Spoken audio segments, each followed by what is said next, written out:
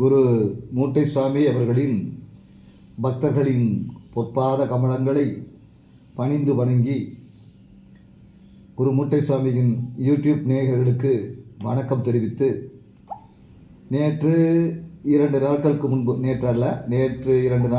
முன்பு நாம் சங்கரன் கோவிலை பஸ்ஸில் வந்தடைந்ததை பற்றியும் இடையிலேயே பாம்பாடி சித்தர் மூட்டைசாமி பாடல்களை இணைத்து ஒப்பீடு செய்ததை பற்றியும் யோசித்து கொண்டே சங்கரன் கோவில் வந்தடைந்து அந்த சென்ட்ரிங் என்று சொல்லக்கூடிய ஆர்சிசியை நல்ல விதமாக போட்டு முடித்தோம். பிறகு பங்குனி மாதம் வந்தது. பெரியசாமி என்று சொல்லக்கூடிய சிவப்பிரபாகர சித்தயோகி பரமஹம்சரின் ஜென்ம நட்சத்திர விழா, அதாவது பூரட்டாதி விழா. அது பத்தனந்திட்டா ஓமலூர் மாவட்டத்தில், அதாவது பத்தனந்திட்டா மாவட்டத்தில் ஓமலூரில் அந்த ஜீவ சமாதி உள்ளது. அந்த சிவப்பிரபாகர சித்தயோகி பரமஹம்சர் என்பவர் பாம்பாட்டி சித்தரின் நேரடியான முதன்மை சீடர். அவர் 726 ஆண்டு காலம் வாழ்ந்தார் என்பதற்கு நமது கேரளா புகழ்பெற்ற பத்திரிகையான மலையாள மனோரமாவில் ஆதாரங்கள் நிறைய வெளியிட்டிருக்கிறார்கள். அந்த ஆதாரங்களின்படி சுவாமிகள் அவர்கள் வாழ்ந்த அந்த காலத்தை நாம் இப்போ நிர்ணயம் செய்து கொள்கிறோம். அப்படிப்பட்ட அந்த சிவப்பிரபாகர சித்தயோகி பரமஹம்சர் ஜீவசமாதி அடைந்துள்ள பத்தனந்திட்டா மாவட்டம் ஓமலூருக்கு நாங்கள் அவரது ஜென்ம நட்சத்திர விழா கொண்டாட எங்களது குழு, அதாவது பாம்பாடி சித்தரின் குழு, கிட்டத்தட்ட ஒரு 60 பேர் வரை ஒரு 3 வண்டிகளில் வேன்களில் சென்றோம். அங்கு முதலில் ஒரு மணியை கட்டி சுவாமிகள் அவர்கள் பூஜை செய்யும் பொழுது மணி அடிக்க வேண்டும் என்று கும்பகோணத்தில் செய்யப்பட்ட மணியை வாங்கி அதற்கு கம்பமெல்லாம் வாங்கி அந்த மணியை நாட்டிவிட்டு, பிறகு சிவப்பிரபாகர சித்தயோகி பரமஹம்சரின் ஜீவ சமாதிக்குள் திருவுருவப் படங்கள் ஏதுமில்லை, சமாதி மட்டும் செய்யப்பட்டிருந்தது. அதாவது சுவாமி அவர்கள் சமாதி ஆகிய காலத்தில் அவர் 1983 சமாதி ஆகியிருக்கிறார். அந்த காலத்தில் அந்த சமாதி மட்டும் செய்யப்பட்டு பீடம் எழுப்பப்பட்டிருந்தது. அங்கு சிவப்பிரபாகர சித்தயோகி பரமஹம்சரின் முக்காடிட்ட ஒரு படம் ஒன்றையும், ஆஜான பாகுவான மீசை முறுக்கிய பைல்வான் போல் உள்ள ஒரு படம் ஒன்றையும் ஆர்ட் செய்து மதுரையிலிருந்து நாங்கள் அங்கு சித்ராஜ சுவாமிகள் தலைமையில் நாங்கள் அங்கு கொண்டு போயிருந்தோம். அங்கு உள்ள அந்த சிவப்பிரபாகர சித்தயோகி பரமஹம்சர் எந்த வீட்டில் தங்கியிருந்தாரோ ஜனார்த்தனன் நம்பூதிரி அவர்களும் அந்த படத்தை பார்த்து மிக நன்றாக இருக்கிறது என்று சொன்னார்கள். சித்தராஜ சுவாமி அவர்களோடு நெருக்கமாக பேசினார்கள். பின்பு சுவாமிகள் அவர்களுக்கு ஜனார்த்தன் நம்பூதிரி அவர்கள் அந்த குன்றின் மேல் இருந்த சிவப்பிரபாகர சித்தயோகி பரமஹம்சரின் சமாதி பீடத்தின் சாவியை எடுத்து கொடுத்தார். நாங்கள் அனைவரும் சேர்ந்து அதனை சுத்தப்படுத்தி தூய்மையாக்கி அந்த சமாதி பீடத்தை சாணம் கொண்டு மெழுகி, பிறகு மஞ்சளால் மெழுகி, எங்களால் முடிந்த அளவு இடச்சுத்தி செய்து அந்த இடத்தில் சிவப்பிரபாகர சித்தயோகி பரமஹம்சர் படத்தை வரைந்து சென்று கொண்டிருந்தோம் அல்லவா, நாங்கள் கொண்டு சென்றிருந்தோம் அல்லவா, அந்த 2 படத்தையும் வைத்து பூஜைக்குரிய ஆயத்தங்களை செய்தோம். ஏற்கனவே பூரட்டாதி ஜென்ம நட்சத்திர விழாவிற்காக நாங்கள் ஒரு சிவப்பிரபாகர சித்தயோகி பரமஹம்சர் போற்றி என்ற ஒரு போற்றியை பாம்பாடி சித்தர் ட்ரஸ்ட் சார்பாக வெளியிட்டிருந்தோம். அந்த போற்றியையும் குறிய புத்தகத்தையும் அன்றுதான் வெளியிடுவதாக சித்தராஜ சுவாமிகள் சொல்லியிருந்த காரணத்தால் அந்த புத்தகத்தின் வெளியீடையும் அங்கு முதலில் செய்தோம். பிறகு வெளியீடை சித்தராஜ சுவாமி அவர்கள் செய்ய அதன் முதல் பிரதியை ஜனார்த்தன் நம்பூதிரி அவர்கள் பெற்றுக்கொண்டார்கள். வெளியீடு செய்த பிறகு சுவாமி அவர்கள் என்னை நோக்கி சுந்தரம், இந்த பூஜையை மிக பிரமாதமாக செய்ய வேண்டும். பெரியசாமிக்காக நீ எழுதிய அந்த 108 போற்றி, அந்த 108 நமகவை எல்லோரும் சேர்ந்து ஒரு மனதாக சொல்ல வேண்டும். நீ அந்த போற்றி ஒவ்வொரு போற்றியாக சொல்ல பின்னால் இருப்பவர்கள் அனைவரும் சிவப்பிரபாகர சித்தயோகி நமக என்ற வார்த்தையை மட்டும் சொல்ல வேண்டும். இதுதான் பூஜை நடத்தும் முறை என்று எனக்கு சொல்லிக் கொடுத்து, அதன்படி சமாதி பீடத்தின் அருகே நான் அமர்ந்து அந்த புத்தகத்தையும் கையில் வைத்துக்கொண்டு அந்த அர்ச்சனைக்குரிய பூக்களையும், ஏராளமான பூக்கள், சண்பகம், சாமந்தி, எவரோஜா, பன்னீர் ரோஜா, இன்னும் மல்லிகை, முல்லை, பட்டன் ரோஸ் மற்றும் அந்த மருக்கொழுந்து, துளசி, வில்வம் போன்ற உதிரிப்பூக்கள் தட்டில் ஒவ்வொருவர் தட்டிலும் வைத்து ஒரு 16-17 தட்டுக்களை ஒவ்வொருவர் கையிலும் கொடுத்து சுவாமியின் சமாதியை நோக்கி பணிபண்புடன் பயபக்தியுடன் இதய கமலபூர்வமாக அதனை அர்ச்சனை செய்ய சொன்னோம். நான் அந்த சிவபிரபாதத்தை பரமஹம்சருக்கு எழுதிய போற்றியை சொல்ல ஆரம்பிக்க ஒவ்வொருவரும் மீண்டும் சிவபிரபாதத்தை பரமஹம்சாய நமக என்று சொல்லி முடிக்க அவ்வாறு அந்த பூஜை 1 மணி நேரத்திற்கு மேல் நடந்தது. பிறகு பிரபாகர சுத்தேவி மூலமந்திரம், பிரபாகர சுத்தேவி காயத்ரி அனைவற்றையும் சொல்லி முடித்து பெண்கள் அனைவரும் சுவாமிகளுக்காக சர்க்கரை பொங்கல் நைவேத்தியம் செய்தார்கள். அது செய்வதில் முக்கியமானவர்களாக இருந்தவர் விஜயாமா அவர்கள் மற்றும்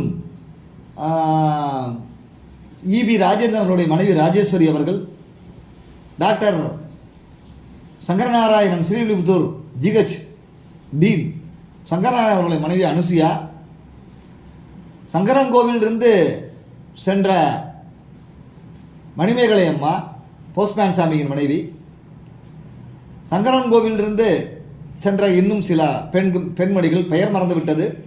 அனைவரும் சேர்ந்த பொங்கலை வைத்து சுவாமிக்கு நைவேத்தியம் வைத்தார்கள்.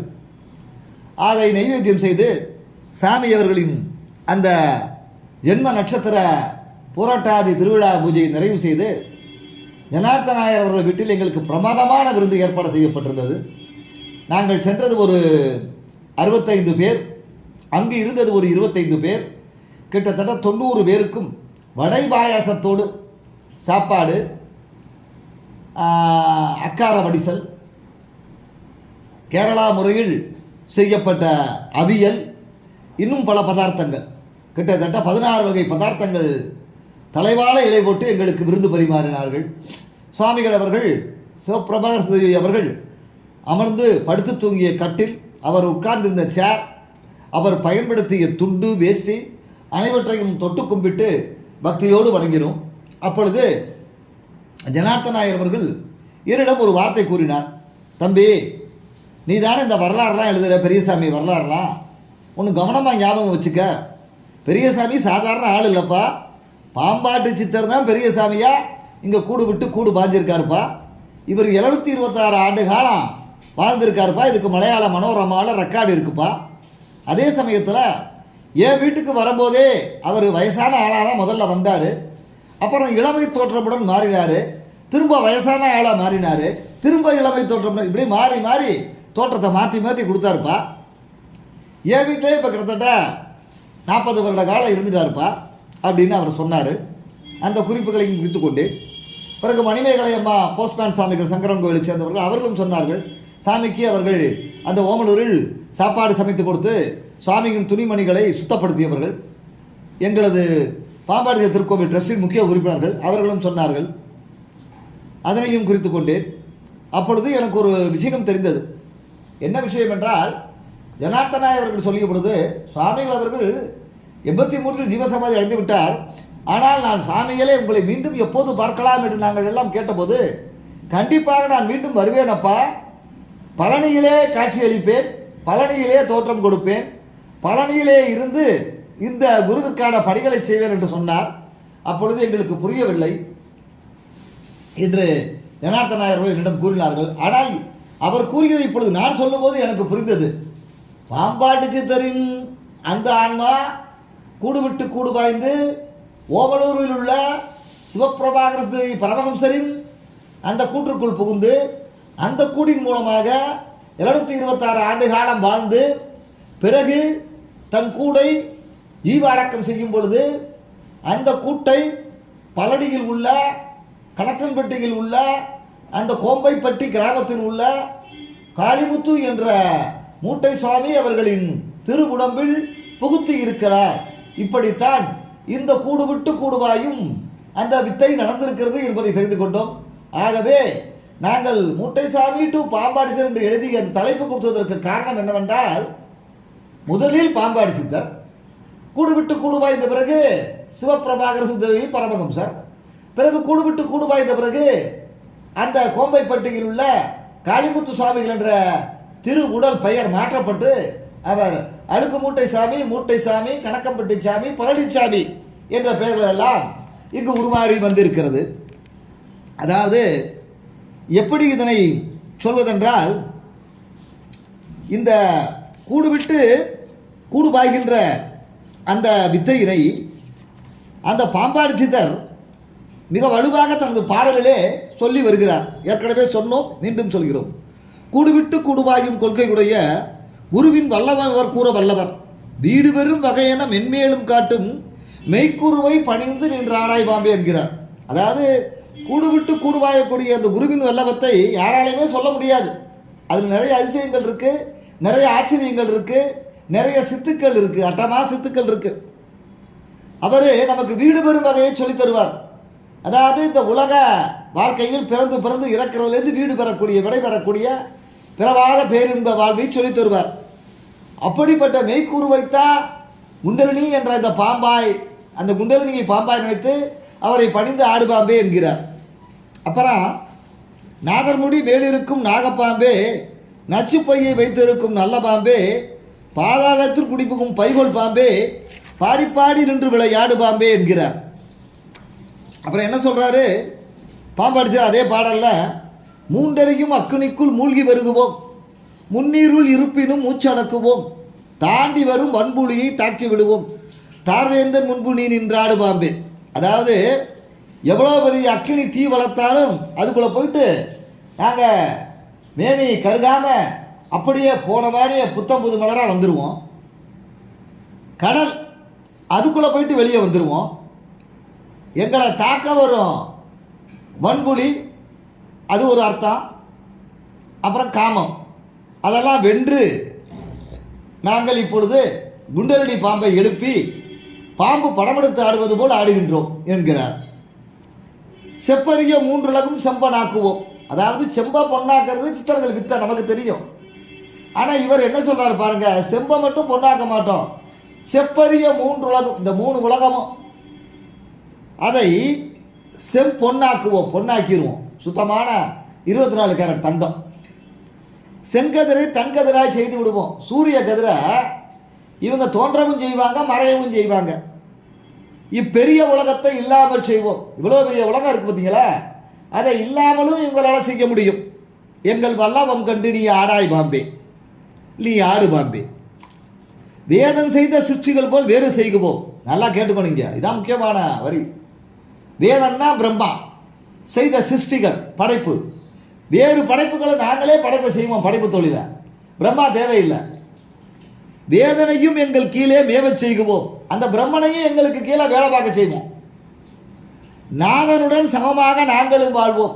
நாதனுடனா சிவபெருமான், சிவபெருமானுக்கு இணையாக சமமாக நாங்களும் இருப்போம். நாங்கள் செய்யும் செய்கை இதனை ஆடுபாம்பே, இதுதான் நாங்கள் செய்கிற செய்கை, எங்களால் எதுவும் செய்ய முடியும் என்கிறார் பாம்பாடி சித்தர், என்கிறார் சிவபிரபாதத்துறை பரமஹம்சர், என்கிறார் மூட்டைசாமி. 64 கலையும் அறிந்தோம். 64 கலை இருக்குது இந்த உலகத்தில், அதனை ஃபுல்லாக அவங்க அறிஞ்சாங்க. அதற்கு மேல் ஒரு கலை தான் அறிந்தோம். அதற்கு மேல் ஒரு கலை இருக்காங்க, நமக்கு தெரியலை. அதுக்கு மேல் ஒரு கலையும் அறிந்தோம். மறுப்பற்று சற்றுமில்லா மனமுடையோம், மன்னனே ஆசானன ஆடுபாம்பே. அப்போ எப்படிப்பட்ட சர்வ வல்லமை படைத்த சித்தர்கள் என்பதனை பாம்பாடி சித்தர் பாடல் மூலம் நாம் தெரிந்து கொண்டு, கூடுவிட்டு கூடு வாய்ந்த அந்த பாம்பாடி சித்தர் சிவபிரபாகர பரமஹம்சராய் 726 ஆண்டு காலம் வாழ்ந்து அதில் பல சாதனைகளை செய்து, சமூகத்திற்கு பல தொண்டுகளை செய்து, சமுதாயத்திற்கு பல நன்மைகளை செய்து, மக்களுக்கு பல உதவிகளை செய்து, அவர் ஜீவ அடக்கமானது பத்தனந்திட்டா ஓமலூரில் நடத்தப்பட்டு பின்பு நமது குருநாதர், சர்வ வல்லமை பொருந்திய குருநாதர் பழனி கோம்பைப்பட்டி காளிமுத்து சுவாமிகள் அவர்களின் திருவுடலில் புகுத்தப்பட்டு கூடு விட்டு கூடு பாயிறாங்க. ஜெகமா கோயிலில் சாமியை ஒரு 4-5 ரவுடி பயலுக தாக்கும் போது சாமியை இறந்து போயிட்டாருங்கிறத ஓகே பண்ணி சாமியை பணக்கணக்கில் கொண்டே போட்டுடுறாங்க. சாமியை மறுநாள் அந்த பிணக்கிடங்கில் அறுவை சிகிச்சை ஆர்டர் வந்து அந்த பிரேத பரிசோதனை செய்ய வரும்போது சாமி எந்திரிச்சு உட்கார்றாரு. ஏய், நான் செத்து போகலப்பா, உயிரோடு தான் இருக்கேன், என்னையா இருப்பா இங்கே கொண்டாந்து போட்டதுன்னு சொல்லி அந்த கூடு விட்டு கூடு பாயிரு அதுக்குள்ளே நடந்திருக்கு. சிவபாபாயத்தை பரமஹம்சர் இங்கே மாறி இருக்காரு. மாறி அன்றிலிருந்து அந்த காளிமுத்து சுவாமிகள் அந்த மூட்டை சுவாமி என்ற திருப்பெயரோடு அந்த பாம்பாடி சித்தருக்குரிய சர்வ வல்லமைகளும் பிரபாகர தேவிக்கு வந்தது போல் பிரபாகர தேவிக்கு சர்வ வல்லமைகளும் மூட்டை சாமிக்கு வந்தது. அதாவது எக்ஸ்சேஞ்ச் ஆஃப் பாடி வரும்போதே, எக்ஸ்சேஞ்ச் ஆஃப் ஆன்மா வரும்பொழுதே எல்லா சக்தியும் அங்கே வந்துடும். ஆக முதல் சித்தனாக இருந்து கடை சித்தன் வரை நான் தானும் பாம்பாடி சித்தர் சொல்கிறாரு. அப்போ திருமூலர்லேருந்து பாம்பாடி சித்தர் வரை 18 சித்தர்கள் வரிசையை சொல்லும்போது சொல்கிறோம். அதுலேருந்து இப்போ சிவபிரபாரத்தை பரமஹம்சர் மூட்டசாமி, அதனால தான் நாங்கள் மூட்டசாமி டு பாம்பாடி சித்தர்னு அப்படி ஒரு தலைப்பு இதுக்கு கொடுத்தோம். ஸோ இவ்வளவு பெரிய நல்ல அதிசயங்களை நமது குருநாதர் அவர்கள் செய்திருக்கிறார். இன்னும் பல ஒப்பீடுகள் உள்ளன. அதனை நாளை வீடியோவில் பார்க்கலாம் என்று சொல்லி நன்றி கூறி விடைபெறுகிறேன். நன்றி, வணக்கம்.